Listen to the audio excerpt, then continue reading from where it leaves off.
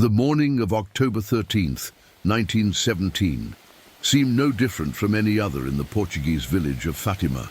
The sky, covered with heavy grey clouds, promised no sun. Nevertheless, thousands of people gathered in the fields of Cova da Iria, their feet wet, covered by blankets, rosaries in their hands, and a mixture of fear and hope in their eyes.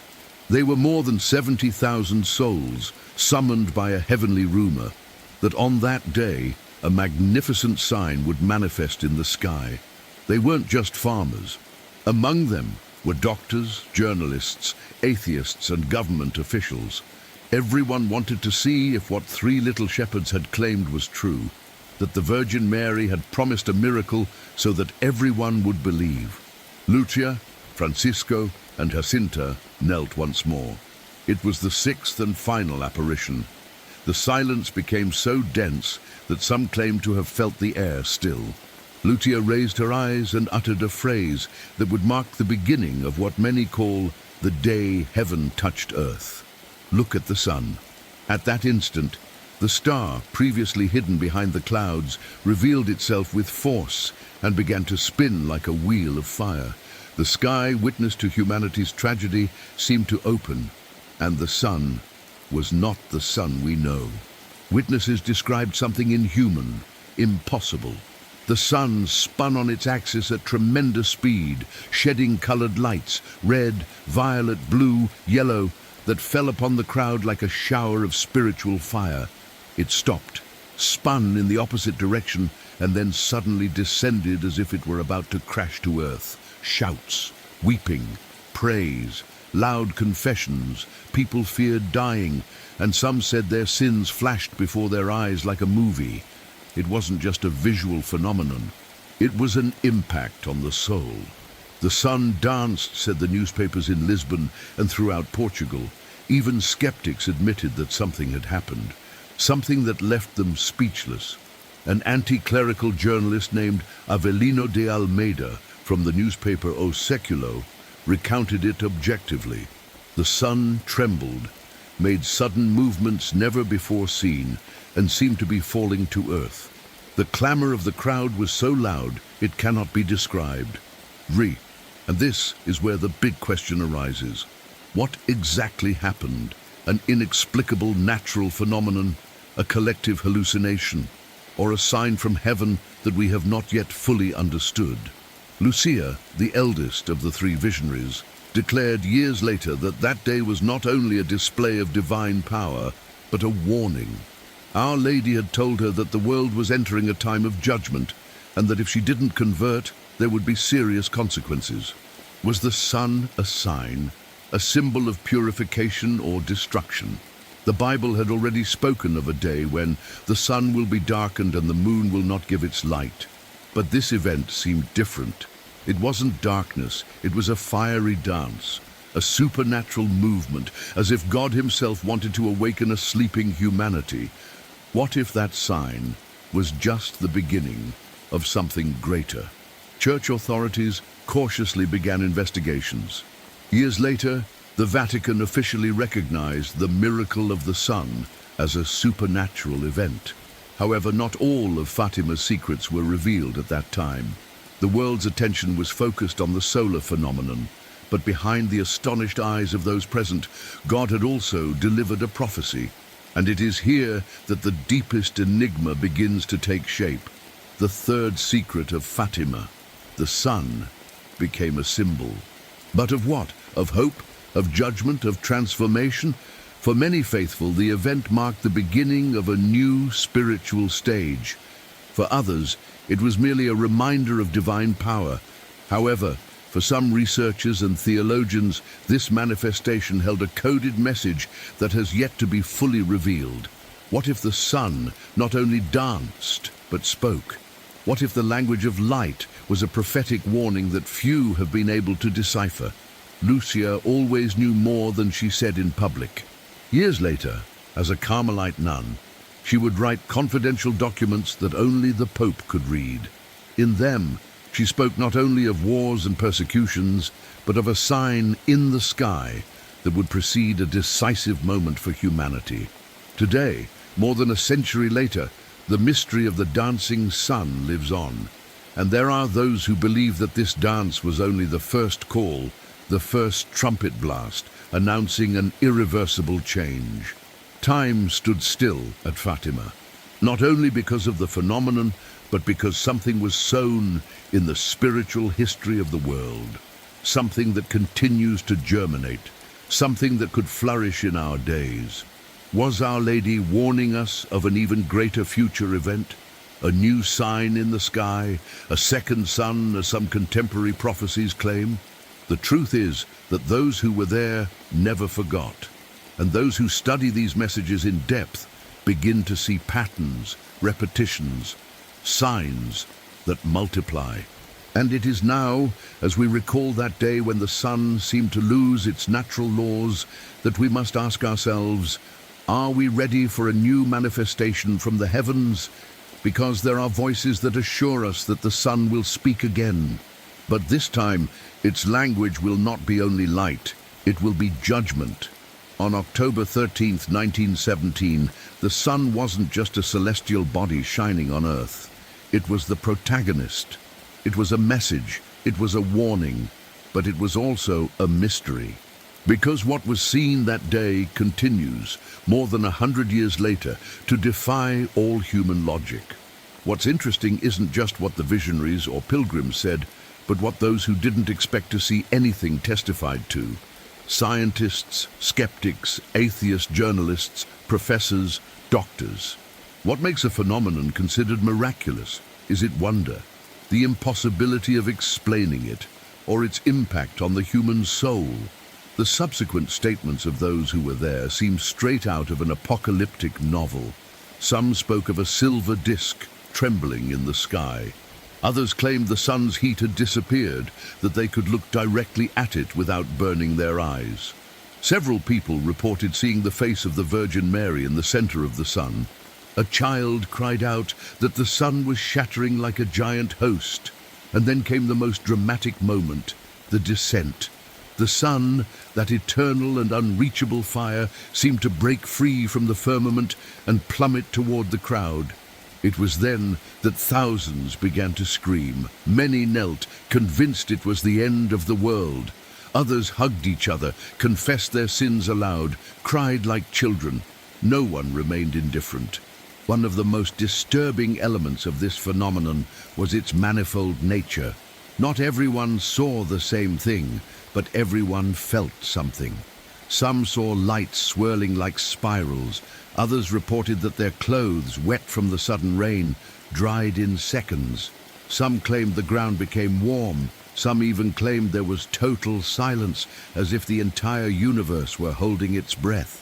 Can an atmospheric phenomenon have such an effect on the collective consciousness? Scientists studying the event attempted various explanations. An optical illusion caused by the retina, pareidolia, a climatic coincidence, even a case of mass hysteria. But no theory gained universal acceptance. Why? Because in other places, miles from Cova da Iria, people also saw the phenomenon. This rules out the possibility of a simple localized hallucination. Furthermore, the photographs of the event, the articles published by secular media, and the massive scale of the event make it virtually impossible to fake.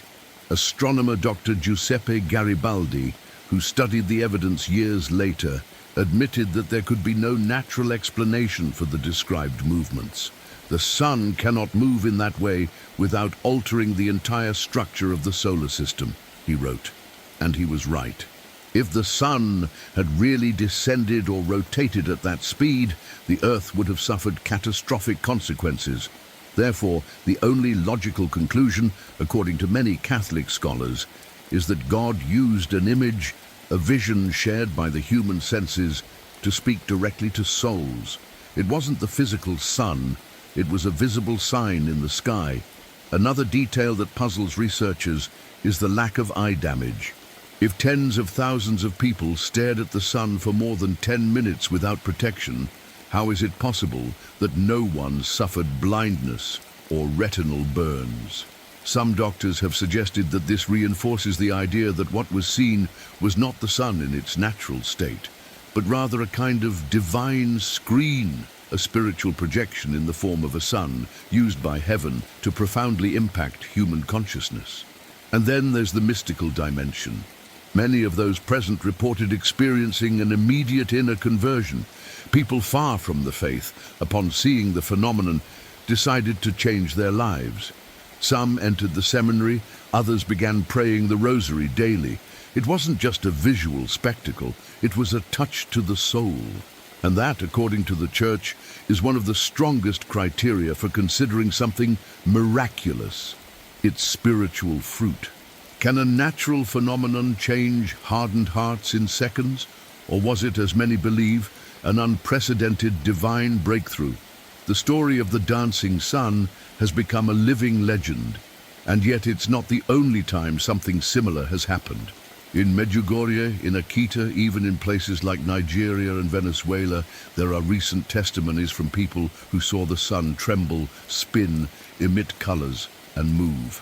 Is this a coincidence, or are they echoes of the same message first delivered at Fatima? Are we seeing a pattern of heavenly warnings growing in intensity? But here, another, even deeper question arises. What is the relationship between this phenomenon and the famous third secret of Fatima?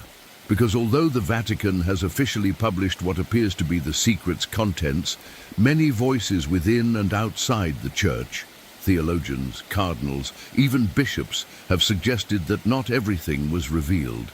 Lucia wrote the message in 1944 and delivered it in a sealed envelope to the Pope, but it wasn't published until 2000.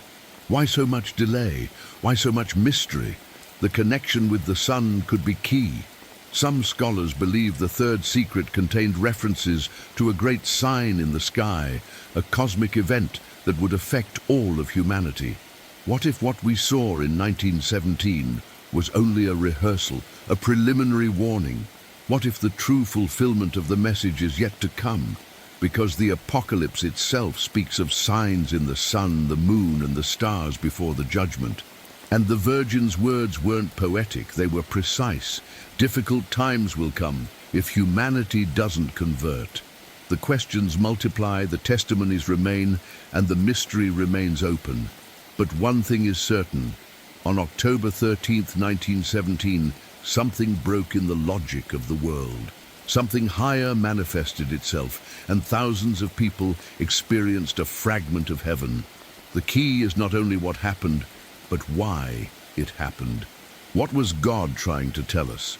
What did the world need to understand before it was too late? Perhaps the third secret holds the answer, and if so, the dancing sun was but a whisper before the thunder to come. For decades, the world believed that everything said at Fatima had already been revealed, that no hidden secrets remained, that the famous third secret had finally been published by the Vatican in 2000 at an official press conference, attended by then Cardinal Joseph Ratzinger. On that occasion, a shocking yet also enigmatic text was presented, a symbolic vision in which a bishop dressed in white walks among corpses in a ruined city, climbs a hill, and is killed along with other religious by armed soldiers. A mysterious account with no direct explanation, which the Vatican interpreted as a reference to the assassination attempt on John Paul II's life in 1981. But something didn't fit. From the very beginning, many voices began to question whether that was really the entire content of the secret. Sister Lucia dos Santos, the eldest of the three visionaries, wrote the third secret in 1944 on the orders of her bishop. She did so after a deep inner crisis because she believed it was a very difficult message. It took her weeks to put it in writing. She sealed it and handed it over with clear instructions. It was not to be opened until 1960, or until she died. Why 1960? According to Lucia, by then the content of the message would be more understandable. But when the year arrived, the Vatican didn't publish it. Instead, it issued a brief note stating that the secret would remain reserved out of pastoral prudence. That decision, rather than reassuring, unleashed a wave of rumors. What did that message contain that couldn't be revealed? Some cardinals who had access to the original document privately stated that the text was much more direct, less symbolic, that it spoke of a great apostasy within the Church, that it contained the Virgin Mary's exact words announcing punishments if the world did not convert. Cardinal Chiappi, Pope John Paul II's theologian, went so far as to say that the third secret spoke of a great apostasy that will begin at the top of the Church. Why then was that part not published in 2000? Many scholars claim there are two distinct documents, one with the symbolic vision already published, and the other with the Virgin's literal words is still preserved. Lucia would have written both parts, but the most powerful, the most prophetic would have been silenced. Was the original message mutilated? Was there fear that her words would cause panic or division among God's people? Suspicions increased when discrepancies were discovered in the documents. The text published in 2000 is only 62 lines long and does not mention the words Virgin Mary, punishment, faith, gospel, or rosary, which is odd considering the tone of the first two parts of the secret, which did include these terms. Furthermore, the writing style is more visionary than prophetic. It would seem an incomplete vision without an explanation. Sister Lucia herself, in interviews prior to her death, had reportedly hinted that the most serious aspect had yet to be revealed, and in private letters, such as the one addressed to Father Fuentes in 1957, she mentioned that the devil is waging a decisive battle with the Virgin, and the battlefield is the family and the soul of consecrated persons. Days, she also said that the punishment is very near, and many nations will disappear from the face of the earth. Why aren't these phrases in the official text? Were they part of the third secret? Some experts on Marian prophecies, such as Antonio Socci and Bishop Athanasius Schneider, have insisted that there are hidden elements, and that the people of God have the right to know the whole truth. The Virgin Mary does not speak to be silenced. She speaks to save, to warn, to guide. What sense does it make to hide her words if what she seeks is the conversion of souls? Doesn't the world need a light more than ever in the midst of so much darkness? And even more disturbing is the link between the hidden content of the third secret and the sign of the sun. For if the solar miracle was a visible announcement of something greater, wouldn't it be logical to think that the secret contains the meaning of that sign? Could it be that the sun that danced that day was the beginning of a prophetic clock that still ticks? Many analysts believe that the unrevealed event refers to a future divine judgment, a global purification preceded by cosmic signs. Some have even suggested that the falling sun symbolizes a future celestial event, a collision, a solar flare, or even the appearance of a second celestial body. Scripture speaks of signs in the sun and the moon before Christ's return. And Fatima, with its mysterious language, seems to be in that same vein. But if that's the case, if the Virgin Mary really spoke of a punishment, of a sign in the sky that would announce judgment, why haven't we been told everything? Does the Vatican fear a chain reaction? Does it think humanity isn't prepared? Or are there internal divisions that have prevented the truth from coming to light? The truth is that more and more people, priests, lay people, researchers, are convinced that the story of Fatima is not yet over, that a chapter is sealed, that the third secret has not yet said its last word, and that amid so much silence, there is a message waiting for the exact moment to be heard. Because if it was silenced, it was not for lack of importance. It was because it has the power to shake the foundations of the world. When one stops to carefully observe the signs of Fatima and what they represent, a powerful image emerges from the pages of Revelation. The woman clothed with the sun.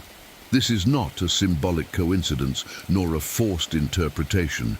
It is a prophetic convergence that, once understood, transforms the way we look at everything that happened on October 13th, 1917. Because at the heart of the message of Fatima is not just a Marian apparition, but the living manifestation of a biblical prophecy that seemed dormant until now. In chapter 12 of the Apocalypse, St. John writes, "A great sign appeared in heaven, a woman clothed with the sun, with the moon under her feet, and on her head a crown of 12 stars. This woman cries out in labor pains, battles the dragon, and protects the Son who is to rule all nations." Since ancient times, the Holy Fathers have seen in this woman an image of the Church and at the same time of the Virgin Mary. But there is something more.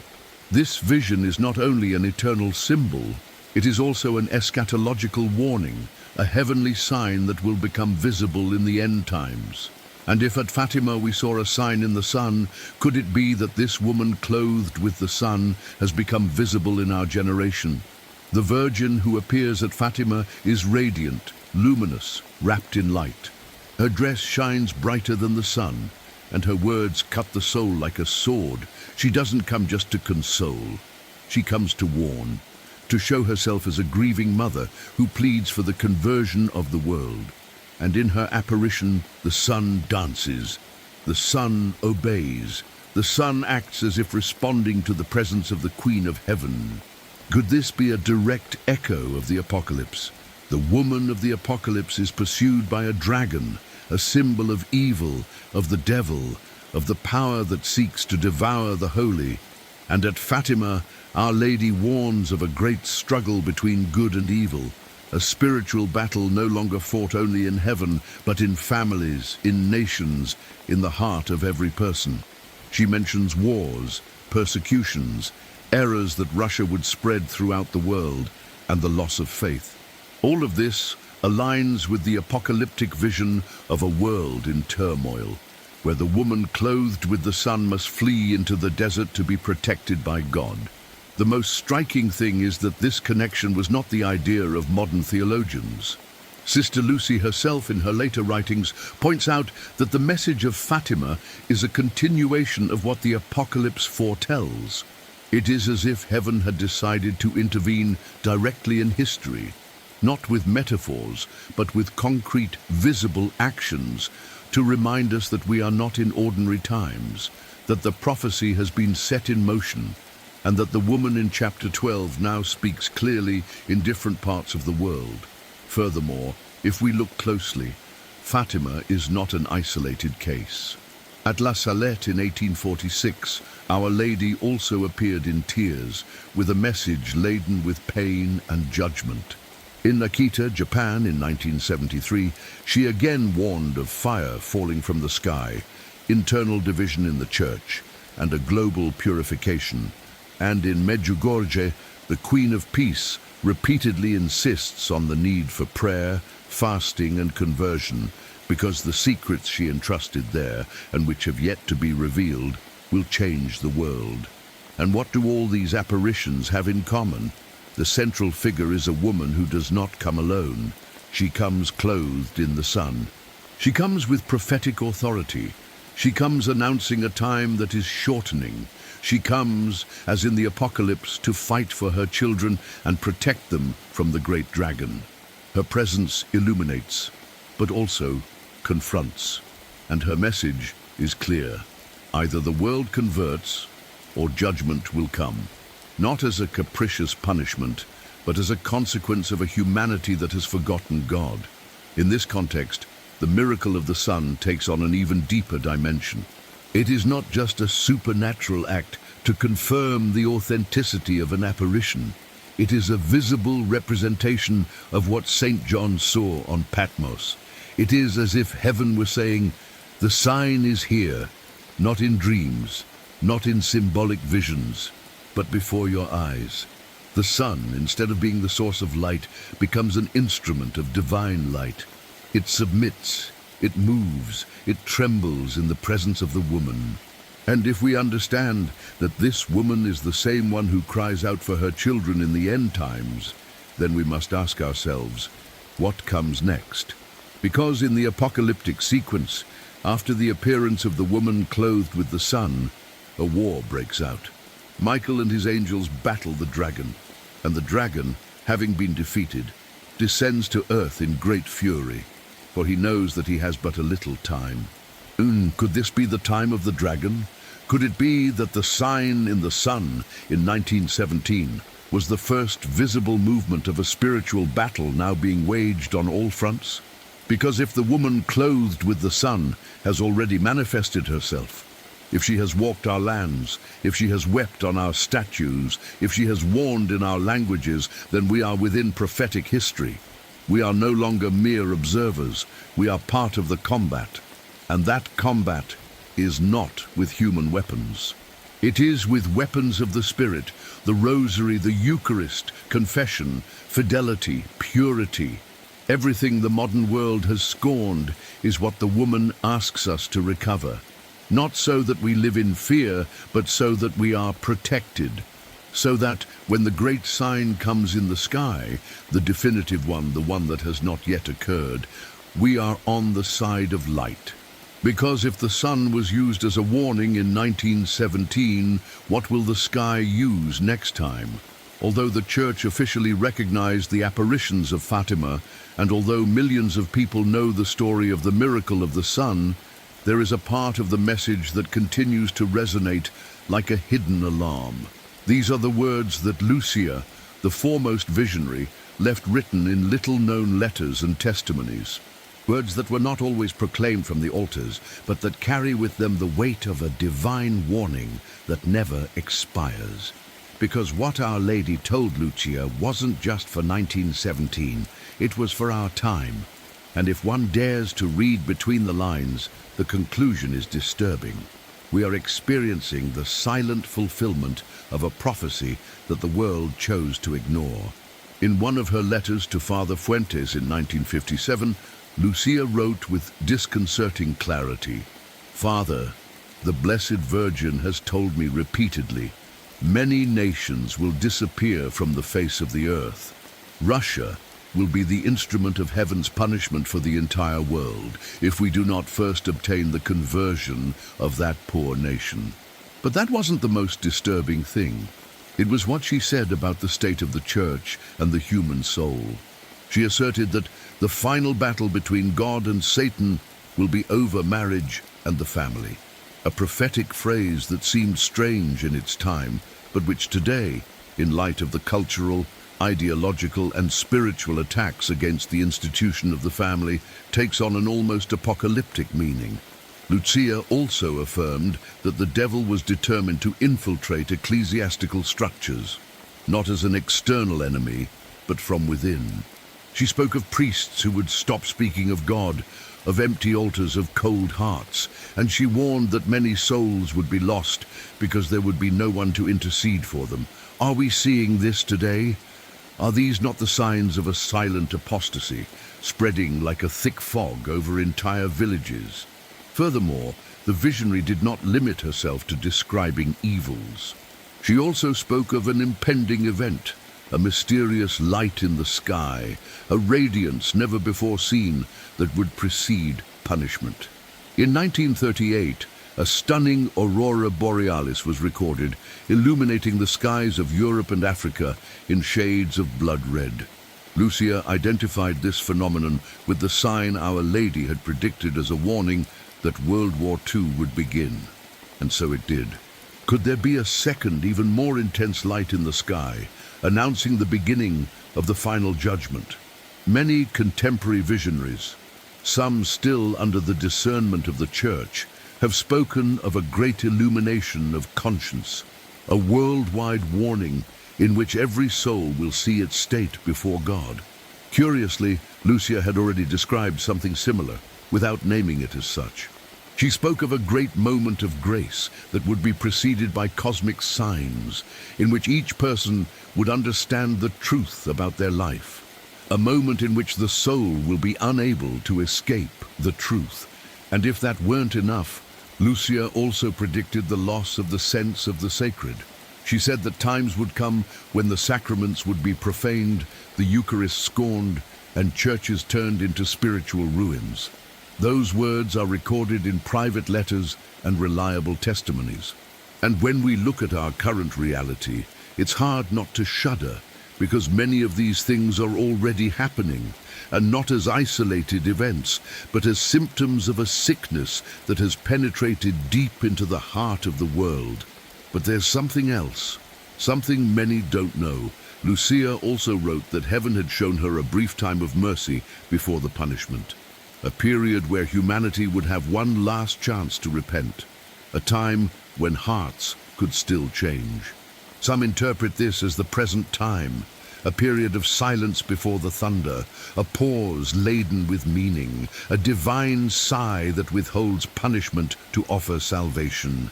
And it is in this context that the message of Fatima burns most powerfully, because it's not about looking back with Marian nostalgia, it's about reading the present with prophetic eyes.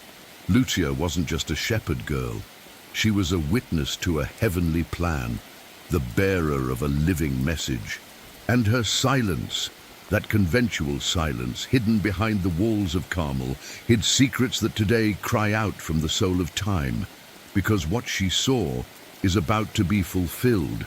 What she wrote is about to happen. What she prayed for still awaits an answer. That's why it's not enough to remember the miracle of the sun, nor to read the third secret as if it were a symbolic novel. We must understand that everything is connected.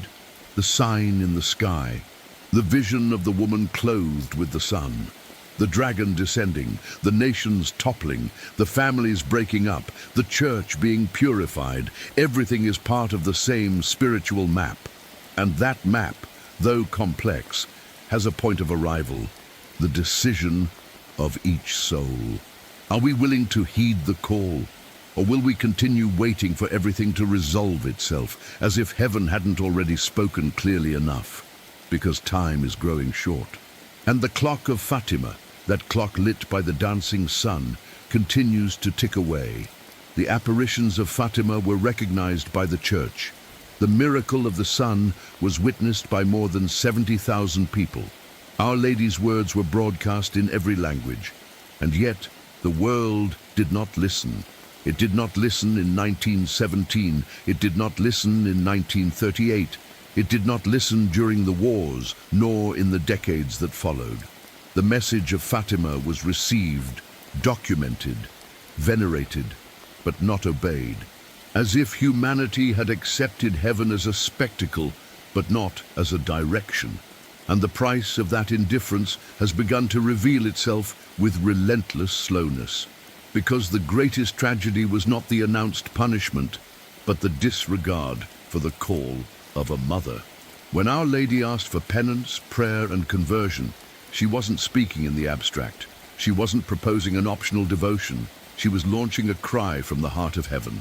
A desperate cry that pointed to a profound illness, human pride that no longer needs God. The message was clear. If the world doesn't convert, wars, famine, and persecution will come. And so it happened. Shortly after, the Russian Revolution broke out, then World War II, millions of deaths, blood on European soil, extermination camps, Hiroshima, Nagasaki, and then the Cold War, legalized abortion, the progressive destruction of the family. Each warning was fulfilled step by step, as if humanity had decided to walk in exactly the opposite direction from the one heaven had indicated. But why didn't we listen? Why did the world, even Catholics, reduce the message of Fatima to a pious story with no practical consequences? Perhaps because it was uncomfortable, because it demanded sacrifice, because it spoke of hell, of punishment, of judgment. And we live in an age that rejects anything that smacks of absolute truth. The word sin became obsolete. Hell became a metaphor. Conversion, a personal choice without urgency. Thus, what was meant to be a prophetic warning was transformed into a sentimental devotion, and the message was buried under the weight of indifference. The popes attempted to awaken God's people. Pius XI consecrated the world to the Immaculate Heart. John Paul II suffered an assassination attempt on May 13th and attributed his salvation to Our Lady of Fatima. He consecrated Russia in 1984. But even then, Most of the world remained asleep. What more should heaven do? How many tears should Our Lady shed? How many more miracles were necessary for humanity to kneel? And then the ignored signs began to multiply. Rains of blood in images, weeping statues, visionaries repeating the same words in different languages, conversion, prayer, fasting, penance. But the noise of the world is louder. Screens scream, ideologies take over, souls are distracted. And the voice of the mother, a gentle voice, continues crying out in the desert. Disregard for the message of Fatima is not just a spiritual error, it is an open wound in God's plan. For when heaven speaks and man remains silent, judgment approaches, not as revenge, but as a consequence. Mercy offered time and again, if ignored, becomes the door that closes. As in the time of Noah, when the warning was given and the ark was built. But no one believed until the flood came. Are we now in a similar moment? And the most serious thing is that even within the church, many have minimized the message. Some consider it irrelevant, unpastoral, too apocalyptic. There is talk of inclusion, dialogue, fraternity, but the urgency of conversion is rarely mentioned. Punishment is rarely mentioned, and even less so about hell. Lucia wrote that many souls fall into hell because there is no one to pray or sacrifice for them. That phrase alone should shock every believer. But no, silence is more comfortable. However, heaven never tires. Our Lady continues to appear. Her messages, though similar, adapt to the times. But the root is always the same. Return to God, the Rosary as a weapon, the Eucharist as a center, the Immaculate Heart as a refuge, and the cross as a path. There is no other method, there is no other plan, and if the world continues to ignore this route, it cannot say it was not warned. Because the prophecy of Fatima was not only for Portugal, it was for everyone, it was for today. The saints understood this. Saint Pius of Pietrelcina, for example, referred to Fatima as the last call before judgment. Saint John Paul II said that the message of Fatima is more relevant today than in the last century, and Lucia herself affirmed that her words gained more meaning with the passage of time. But what did we do with that revelation? What did you do? What did your community, your parish, your nation do? Fatima is not a closed episode. It is a lit beacon, a prophetic clock that continues to count the minutes. Every day that passes without conversion is one day closer to what was announced. Every disregard for the maternal call is another crack in the spiritual protection of peoples. And there will come a time, the Virgin warned, when many nations will disappear, not because of unjust punishment, but because of a voluntary rejection of grace, because of choosing sin, because of turning their backs on the mother. And that moment may be closer than we imagine. The sun moved again, not once, but many times, not only in Fatima, but in Medjugorje, in Akita, in Betania, in Escarcha, in Trevignano Romano, in Ireland, in Nigeria, in Argentina. In different corners of the planet, believers of all ages claim to have witnessed the dance of the sun again. And the most disturbing thing is that these signs don't appear alone.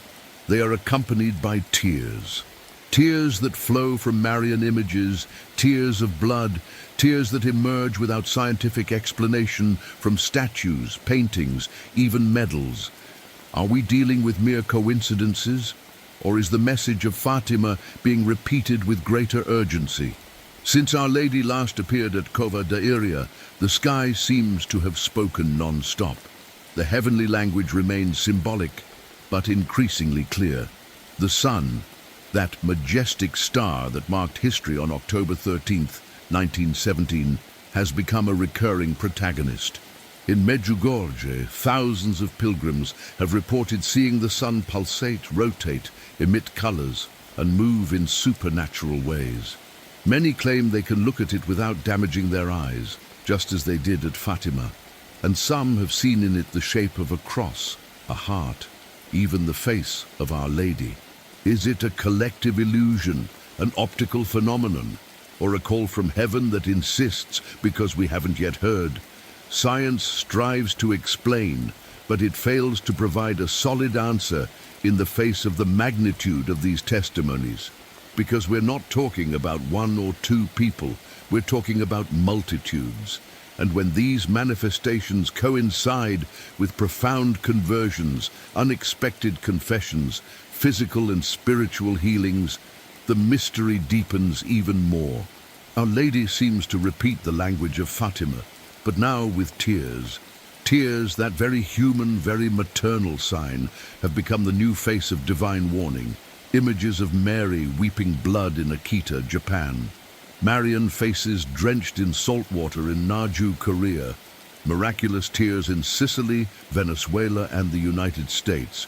Even in closed churches or humble homes, experts analyze, the faithful are moved, skeptics ridicule, but the phenomenon does not stop.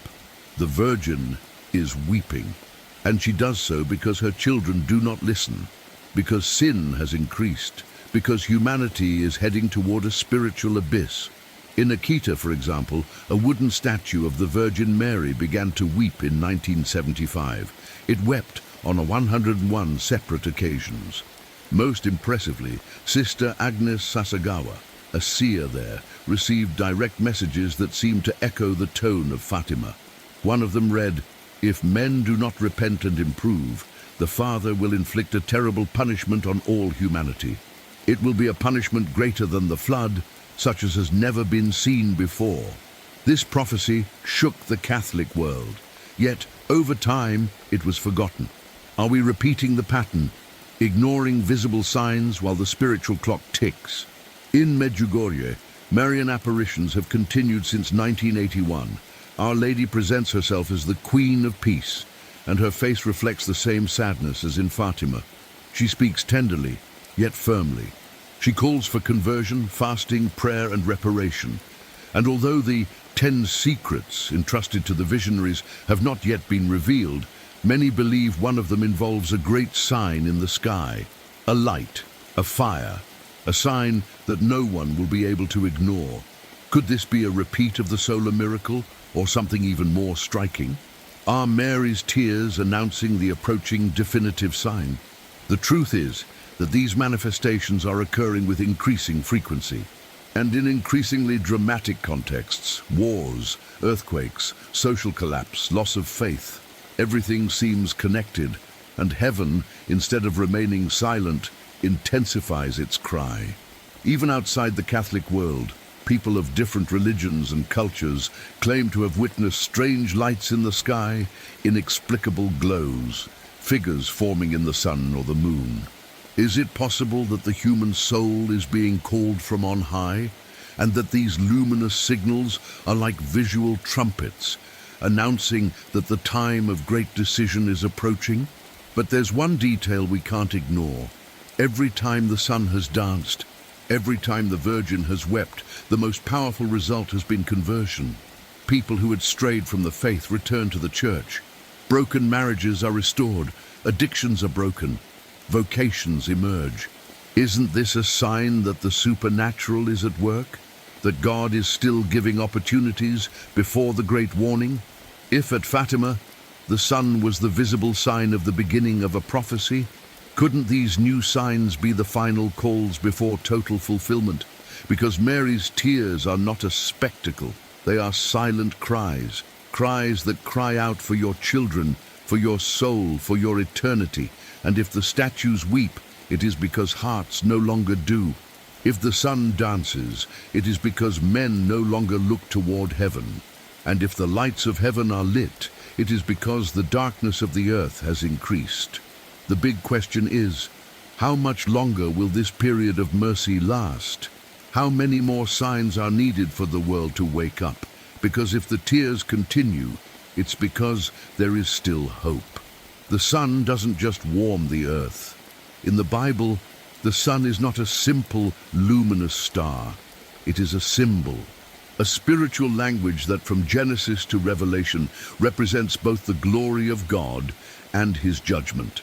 And if heaven chose the sun at Fatima to convey a sign, It was not by chance. It was because at the heart of divine revelation, the sun appears again and again as an instrument of proclamation, correction, and promise. In the Old Testament, the sun is a witness to the covenant. In the New, it is a figure of the Messiah. And in the end times, it is one of the last visual trumpets before the great day of the Lord. The Virgin, appearing in the midst of the sun, is clothed in the most profound biblical language that can exist. The prophet Malachi announced, "But for you who fear my name, the Sun of Righteousness will rise, bringing salvation in its wings." This sun is not the physical star, but Christ himself. It is his light, his judgment, his purifying fire. When Mary appears and the sun responds to her presence, heaven is reminding us that God's justice is not a myth, nor a vague idea. It is real, it is on its way, and it will come with force upon those who have hardened their hearts. But at the same time, the sun is a symbol of mercy, of a fulfilled promise, of renewal. Like the dawn after a dark night, the sun in Scripture announces that God has not abandoned his people. Therefore, when the Apocalypse shows the woman clothed with the sun, it does so to tell us that Mary is clothed with divine justice, that she is the bearer of judgment, yes, but also of hope, that she announces purification and prepares the way for the victory of the humble.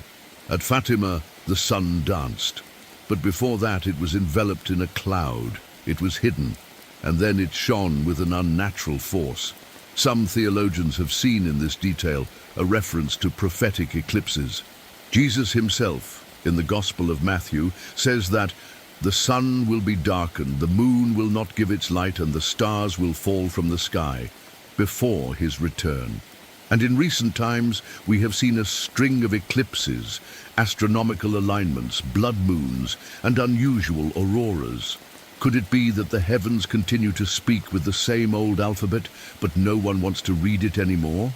Our Lady, by choosing the sun as a sign, refers us to the very beginning of creation.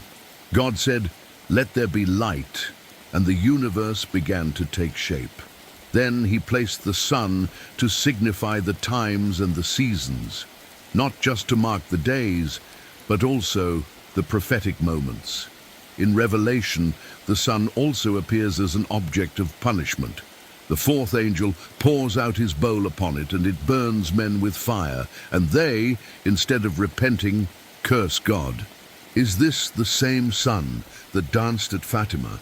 The same one that could, God willing, become a sign of judgment for a deaf generation? The Church Fathers, such as St. Ambrose and St. Augustine, saw in the sun an image of the soul illuminated by grace. They said that when a person's heart is in communion with God, it shines like the sun at noon. But when it recedes, its light fades. In that sense, the miracle of the sun was not only to astonish the eyes, but to awaken souls.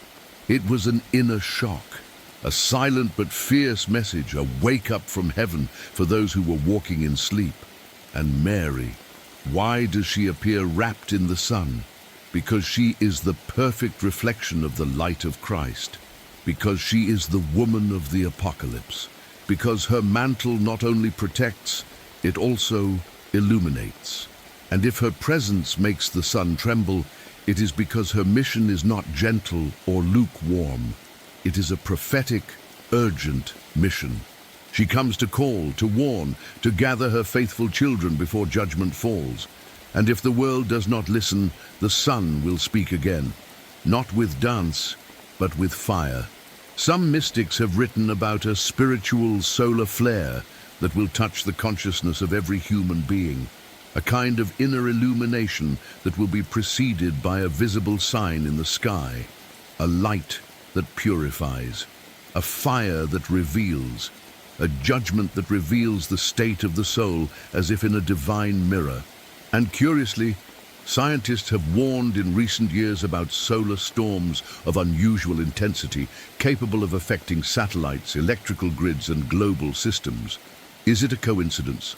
Or are the spiritual and natural worlds preparing for the same event? The Bible is clear. The signs will be in the sun, the moon, and the stars. And Fatima was just the beginning. Our Lady said, "In the end, my immaculate heart will triumph. But before that triumph will come purification. And in that process the sun will speak again, perhaps not with colors, nor with festive flourishes, but with a heavenly cry that no one will be able to ignore. And if Mary is clothed in the sun, it is because her mission is linked to the end times. It is because she comes, not only as a mother, but as a prophetic queen. Today, more than ever, we must look to the sky not with fear, but with discernment, because the language of the sky has not changed. Only humans have lost the ability to interpret it. The sun remains a sign, and the Virgin continues to be the bearer of the message. Whoever has ears, let them listen. The entire world waits without knowing what it's waiting for. It walks like someone who has forgotten a crucial appointment, like someone who goes about their routine without noticing that the clock is ticking toward a moment that will change everything. But heaven has not forgotten. Heaven has spoken, and it has done so through the purest of creatures, the Virgin Mary. Her apparitions are not simple pious events. They are direct interventions in the history of humanity, and each message has been another piece in a prophetic plan that has yet to be fully revealed. Because amid all the revelations, all the secrets and signs, there is one that remains sealed. One that, according to many visionaries, will be revealed just before the worldwide warning. The final secret. This secret, barely spoken of in official circles, has been announced in whispers, visions, private letters, and Marian messages. Although not all approved, they converge on something disturbing, that a time will come when every person in the world will see their soul as God sees it. It will not be a condemnation, nor a symbolic vision. It will be a living, personal, direct experience, a miniature judgment, an illumination of conscience. And just before that happens, something will be revealed from the very heart of heaven. Many believe that something is linked to the full content of the third secret of Fatima, that not everything has been said, that there are still words from Our Lady that have not come to light, and that those words contain a final warning, a revelation that will shake the Church and the world. What could be so powerful as to have been withheld for more than a century? What could a mother who wept for her children, who prayed for their conversion, and who now waits for the exact moment to speak, hold back? There are those who maintain that the final secret reveals the spiritual identity of the great enemy, not allegorically, but concretely. It describes a time when the enemy of the soul will infiltrate the altars. That confusion will not come from without, but from within, and that many will follow false shepherds, thinking they are guided by the light. Is this the reason so many today are confused? Why does the truth seem to blur even among the consecrated? Others claim this secret is related to an astronomical event, a visible sign in the sky, a phenomenon that will announce the arrival of the warning, perhaps a luminous cross, perhaps a great solar flare, perhaps a star that will approach like never before. Our Lady has shown this to some visionaries in detail, but has forbidden them to speak of it until the time comes. And that time, they say, is near. Whatever the content of that final secret, there's one thing all Marian messages agree on.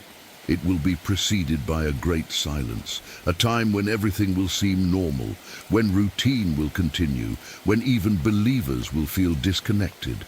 But in the midst of that silence, heaven will speak.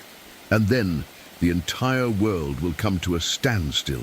The warning will be like an inner lightning bolt, a fire that doesn't burn but reveals, a mirror that doesn't lie, and it will be for everyone, atheists, believers, lukewarm, sinners, and consecrated people.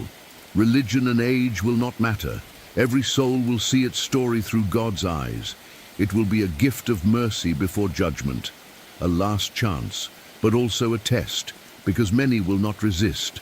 Some will reject that light.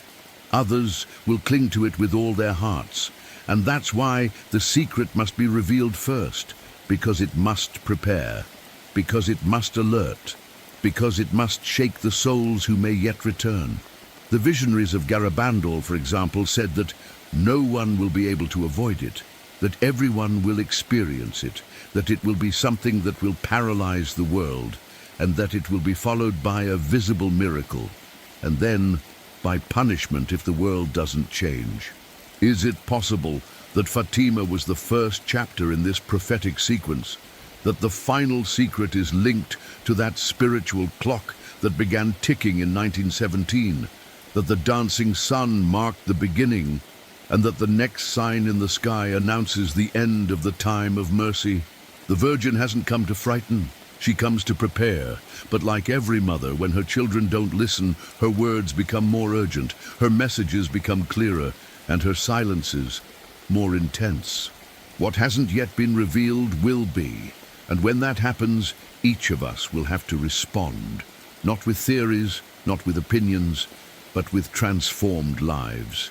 Meanwhile, the sky continues to watch. The stars keep their places. The sun awaits the command.